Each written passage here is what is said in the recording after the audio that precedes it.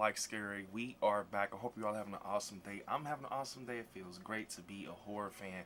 So you all, today we're going to talk about an article over on Screen Rant talking about basically the Halloween franchise getting a prequel.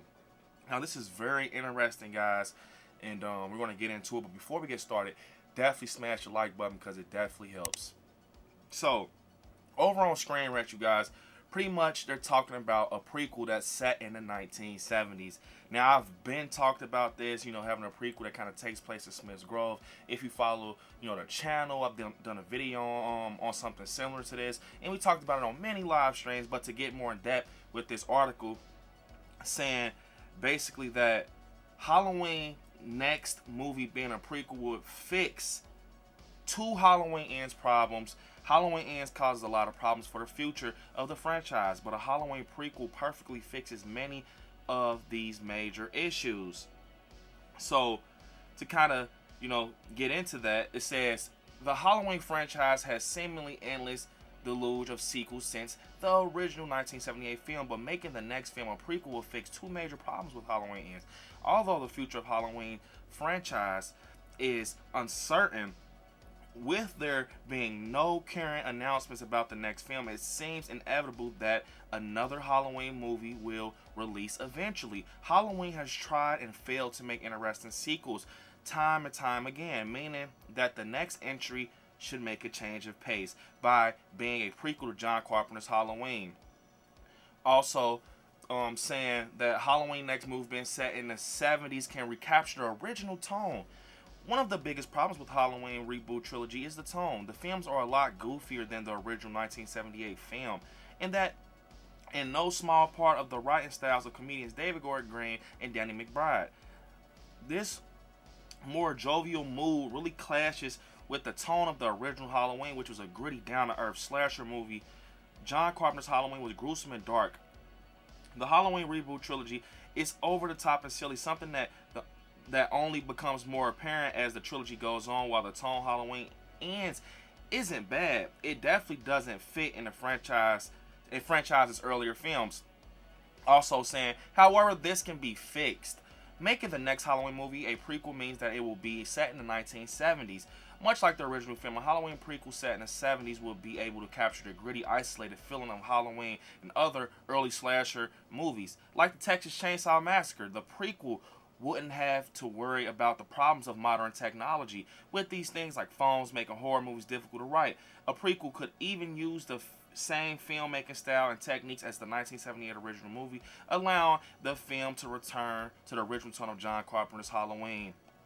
And kind of getting into some more of the 1970s tone of this this feel they're talking about the next Halloween movie that's possibly can be a prequel, saying set in the next Halloween movie in the 1970s, meaning that Michael Myers will still be alive and active, allowing the film to avoid having to retcon the conclusion of Halloween Ends. While it would be difficult, it's entirely possible that a prequel could add in Michael Myers' killings that weren't seen in the original film. After all, Halloween Kills flashback scene already did this, while it was always possible that the next Halloween movie could simply reboot the timeline for the umpteenth time. A much better workaround for Michael Myers' demise is to just make the film a prequel. While a prequel will fix many of the problems with Halloween in general, it will be a much better idea than a modern sequel. There have been so many modern Halloween sequels that it really isn't possible to do anything new with it, and attempting it again will only be an exercise in early killing sprees,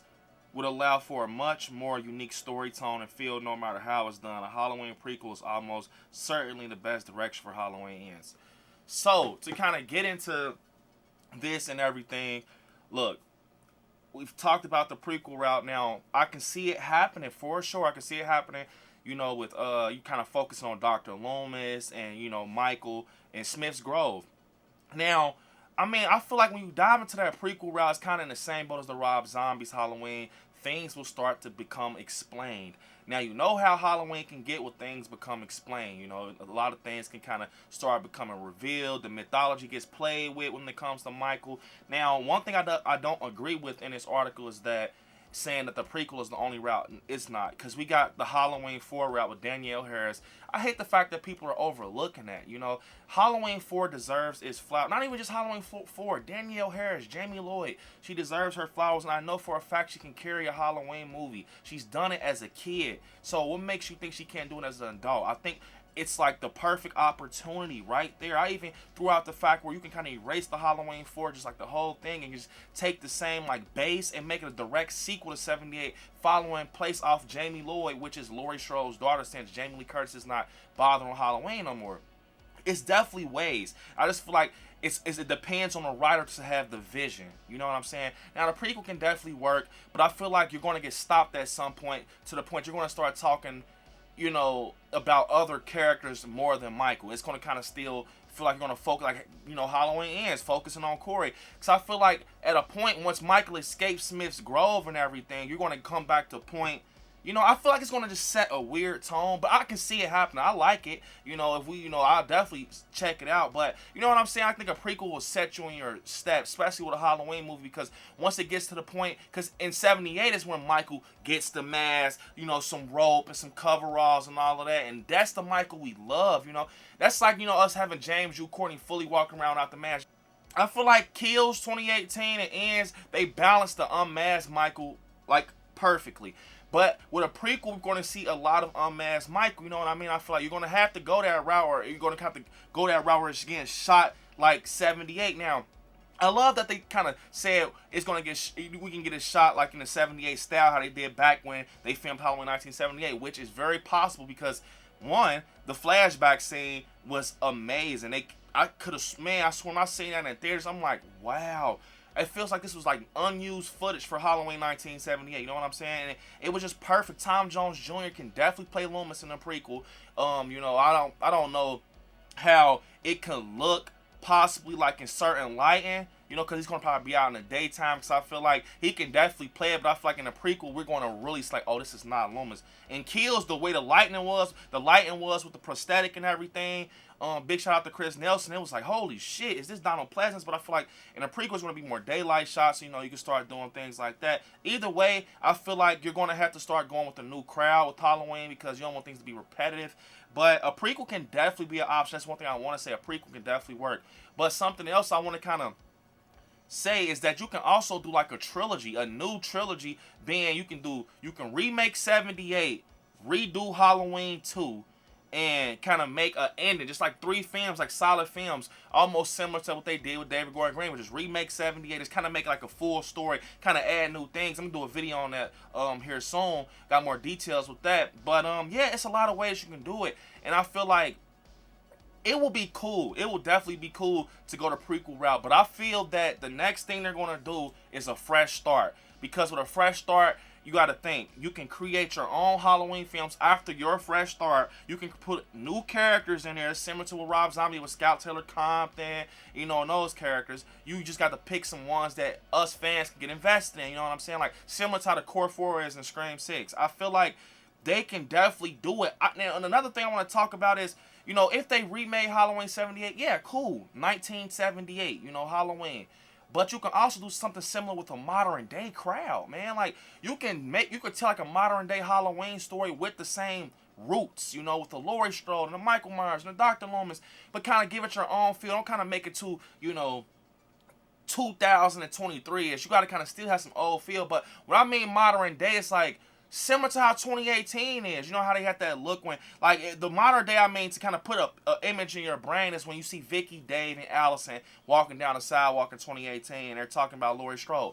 That type of modern day feel, you know, I definitely think that can happen. And with Smith's Grove being involved, it will be very cool to kind of go back to Michael's, you know, his roots and his stomping grounds and see how everything happened and how he escaped, maybe showing him taking out some guards, kind of like replicating Rob Zombie's Halloween, you know, with the asylum, but not as crazy as that was. We kind of see, you know, Michael taking, I got the white jumpsuit on, he's slamming heads, but that's what I'm saying. You're going to get stopped in your tracks eventually, because then you're going to start playing in the park with the Halloween 78 remake, you know, if you do a prequel, because I feel like the ending will kind of make it feel like unbalanced, because as soon as Michael gets the good shit, the mask, the butcher knife, the coveralls, is going to end off. It's going to have to, because it's a prequel. And then I feel like a prequel is not going to set up a lot, you know, of chances to get money, because that's what these movie companies are ran off of, money.